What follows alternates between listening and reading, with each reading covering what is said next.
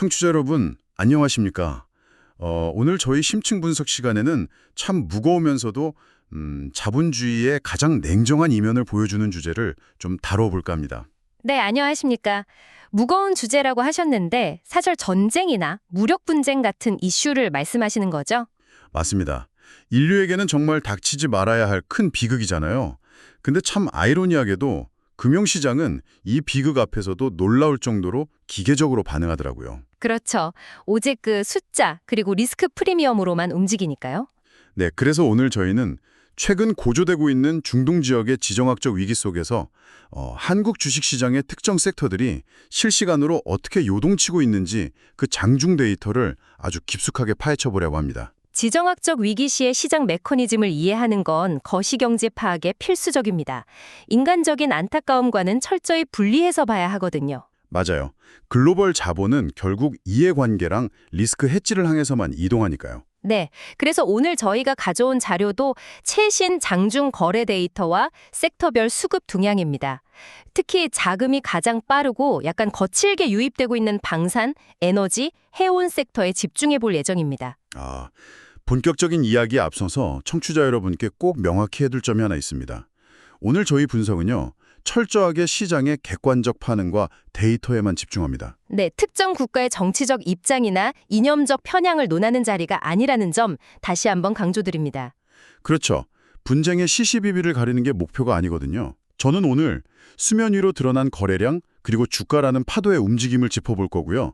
전문가님께서 그 파도를 만든 심층 해류, 그러니까 비즈니스 모델이나 거시경제 연결고리를 해부해 주실 겁니다. 좋은 접근입니다. 현상 이면의 원리를 파악해야만 이런 극심한 변동성 장세에서 흔들리지 않을 수 있으니까요.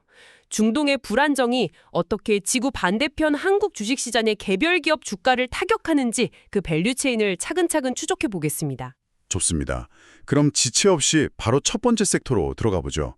현재 코스피, 코스닥 통틀어서 가장 뜨거운 곳, 바로 방산 섹터입니다. 네, 지금 미사일부터 전차, 통신 장비까지 테마 전체가 강력하게 시장을 주도하고 있죠.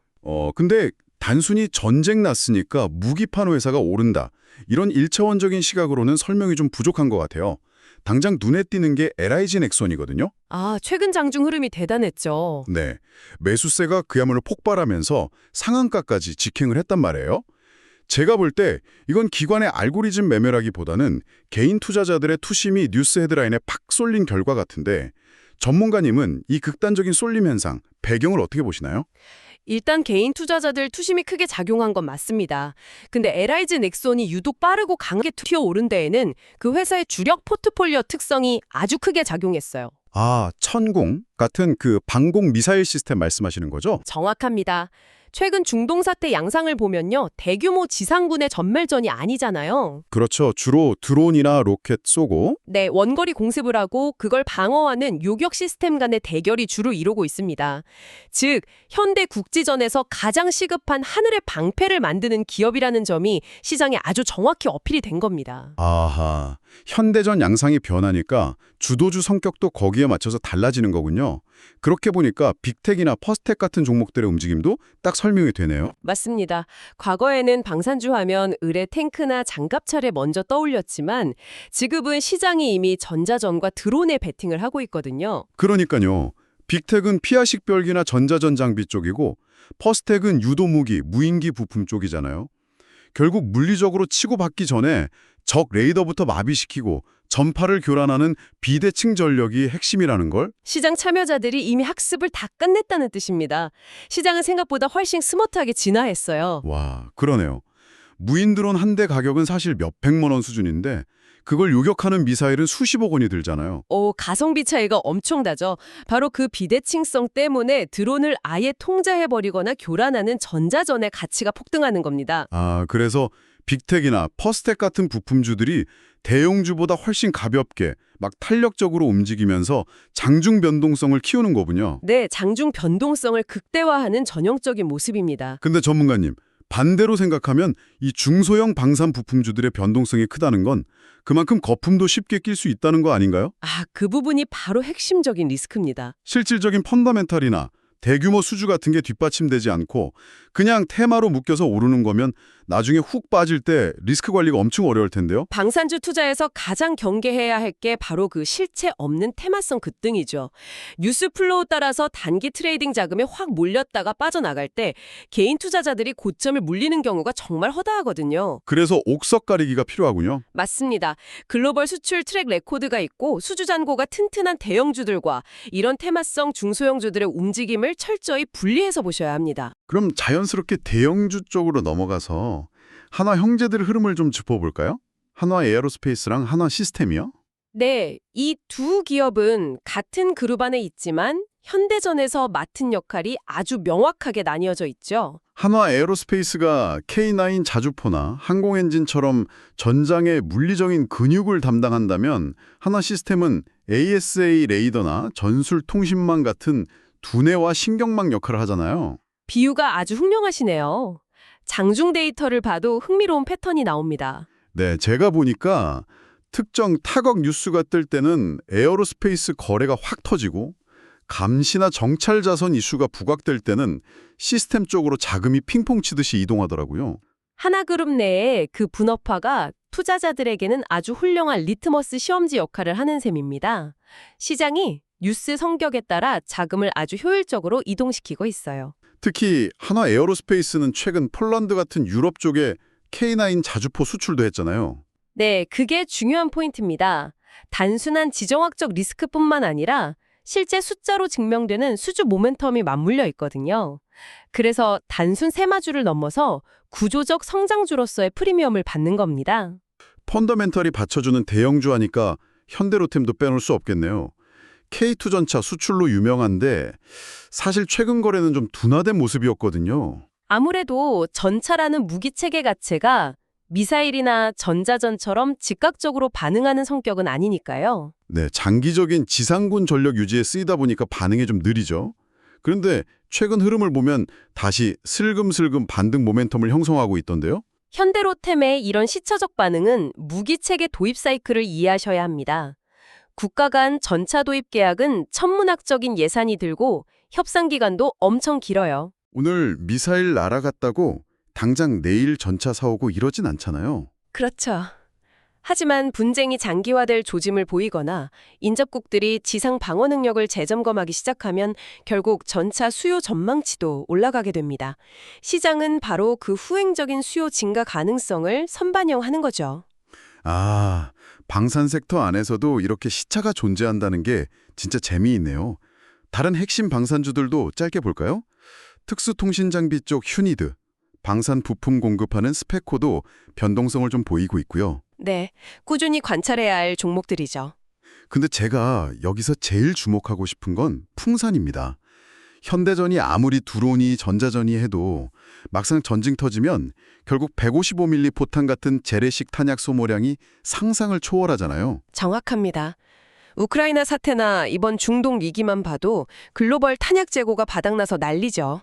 네, 그래서 저는 구리 가격 상승폭을 떠나서 글로벌 탄약 부족 현상 자체가 풍산 주가를 떠받치는 엄청 강력한 하방 지지선이라고 보거든요. 아주 예리하십니다. 첨단 무기가 전쟁의 승패를 결정지을지는 몰라도 전쟁을 지속하게 만드는 건 결국 재래식 탄약의 물량입니다. 풍산은 그 핵심 물자를 독점적으로 생산하고 있으니까요. 강력한 펀더멘탈이 받쳐주고 있다는 거군요. 자, 그럼 방산주가 뉴스와 전쟁 양상에 직접 반응한다면 이번엔 좀 더 거시적의 지표에 연동되는 두 번째 섹터로 가보겠습니다. 바로 에너지와 유가 섹터로군요. 맞습니다. 중동하면 석유, 석유하면 글로벌 경제의 혈관 아니겠습니까? 저희 데이터 보니까 흥구석유 상승세가 뚜렷하고 한국석유랑 중앙에너비스도 동반 강세를 보이더라고요. 이 종목들의 움직임을 단순히 전쟁 공포심으로만 치부하면 시장의 본질을 놓치는 겁니다. 그렇죠. WTI나 브렌트유 같은 국제 원유 선물 가격 변동이 결국 국내 기업들의 재고 평가 이익에 영향을 미친다는 걸 시장이 벌써 계산하고 있는 거잖아요. 맞습니다. 한국은 원유 수입국이라 정유사나 유통기업들이 항상 대규모 원유 재고를 비축해 두거든요. 중동 불안으로 유가가 급등하면 과거에 싸게 사돈 이 원유 재고의 장부상 가치가 확 뛰게 됩니다. 아, 이게 흔히 말하는 재고 평가 이익이군요. 어제 들여온 기름 가치가 오르니 자산 가치도 뛴다. 아주 직관적이네요. 네, 시장 자금은 바로 이 1차적인 재무제표상 이익 증가 가능성을 타겟으로 삼아서 빠르게 유입되는 겁니다. 근데 전문가님, 방산주처럼 유가 관련주도 조심해야 할 포인트가 있지 않나요? 유가 급등으로 인한 이익은 일회성 장부상 이익에 가깝고 장기적으로 고유가가 계속되면 오히려 정제마진 훼손되거나 수요 자체가 위축될 수도 있잖아요. 매우 중요한 지적입니다. 실제로 유가 테마주들 차트를 길게 늘여서 보면 고점에서 윗꼬리가 길게 달리고 빠지는 경우가 아주 많아요. 단기 쇼크 때는 팍 튀어 오르지만 그렇죠. 알고리즘 매매랑 투기 자금이 섞이면서 슈팅하지만 고유가가 고착화되면 결국 소비 둔화로 이어져서 정유사나 유통사에게도 장기적으로 악재가 됩니다. 그래서 이게 며칠짜리 모멘텀 트레이딩인지 아니면 구조적인 장기 상승인지를 유가 지표랑 꼼꼼히 비교하면서 판단해야겠네요. 맞습니다. 원자재 시장의 호가창이 국내 에너지 종목들을 조종하는 보이지 않는 손이라고 보시면 됩니다. 방산주가 뉴스를 먹고 자란다면 에너지주는 글로벌 지표에 철저히 종속된 거울 같네요. 자, 그럼 이제 마지막 세 번째 섹터입니다. 기름을 팠으니 이제 실어 날라야죠. 바닷길, 즉 해운 및 물류 섹터군요. 네, 중동지도 딱 펼쳐보면 사우디, 이란, 예멘 사이에 호르무즈 해협이랑 홍해라는 엄청 좁은 병목 구간들이 있잖아요. 전 세계 원유 물동량의 약 20%가 호르무즈를 지나고 컨테이너 선들은 수에즈 운하 타려고 홍해를 지나가죠. 바로 그겁니다. 거기가 통제된다는 건 글로벌 물류망에 심근경색이 온다는 뜻 아니에요. 비유가 딱 맞습니다. 심근경색이죠. 이 해협들의 무력 충돌 위협이 생기면 상선이라 유조선들은 보험료 폭등이랑 선박 억류라는 치명적인 리스크를 떠안게 됩니다. 그럼 어쩔 수 없이 홍해를 포기하고 아프리카 최남단 희망봉으로 배를 돌려야겠네요. 울며 겨자 먹기죠. 그렇게 우회 항로를 타면 아시아에서 유럽 가는 항해 일수가 최소 10일에서 15일 이상 길어집니다. 배가 바다에 떠 있는 시간이 길어진다? 이건 곧 시장 전체로 보면 선박 공급이 턱없이 부족해진다는 뜻이잖아요. 화주는 물건을 보내야 하는데 배가 제때 안 오니까 운임을 더 부를 수밖에 없고요. 바로 그 현상 때문에 상하이 컨테이너 운임지수, 즉 SCFI가 지정학적 위기 때마다 치솟는 겁니다. 아, 그래서 흥하해운 고래량이 급증하고 국내 최대 컨테이너 선사인 HMM 주가가 들썩이는 거군요. 운임지수 상승에 따른 영업 레버리지 효과를 기대하는 거네요. 해운업 본질을 정확히 짚으셨네요. 해운업은 선박 운영비 같은 고정비 비중이 높아서 운임지수가 손익분기점을 넘기면 그 초과분이 고스란히 기업 영업이익으로 꽂힙니다. 엄청난 레버리지네요. 시장 참여자들이 물류 찾을 뉴스 보자마자 SCFI 궤적 확인하고 바로 HMM이나 흥하해운 수익성을 숫자로 계산해버리는 거군요. 네, 지체 없이 움직입니다. 근데 여기서 의문이 하나 있습니다. 보통 HMM 같은 대형 선사들은 화주들이랑 장기 운송 계약을 맺지 않나요? 그럼 스팟 운임, 그러니까 단기 운임이 당장 올랐다고 내일 당장 실적이 폭증하는 건 아니지 않습니까? 아, 그게 해운주 투자자들이 흔히 겪는 딜레마 중 하나입니다. 그렇죠. 시차가 존재할 텐데 시장이 좀 과대평가해서 성급하게 가격을 올리는 경향도 있는 것 같거든요. 맞습니다. 장기 계약 물량이 많은 대형 선사는 스팟 운임 변동이 즉각적인 이익으로 직결되지 않는 경우가 많아요. 오히려 소형 선사나 부정기선 비중이 높은 기업들이 단기 상승 수혜를 직접적으로 입죠. 아, 그래서 종목별 선대 구성이나 계약 구조를 면밀히 분석해야 하는군요. 네, 다만 주식시장은 기본적으로 6개월, 길게는 1년 뒤의 기대감을 현재로 끌어와서 선반영하는 속성이 있잖아요. 그래서 당장 실적 찍히는 것보다는 운임지수 상승 트렌드 자체에 자금이 먼저 반응하는 측면이 강합니다. 야, 정말 이야기를 나눌수록 흥미진진합니다. 현상 본질을 파고드니까 주식창의 그 붉은 캔들 하나하나가 수많은 경제 주체들의 치열한 셈법 결과물이라는 게 확 와닿네요.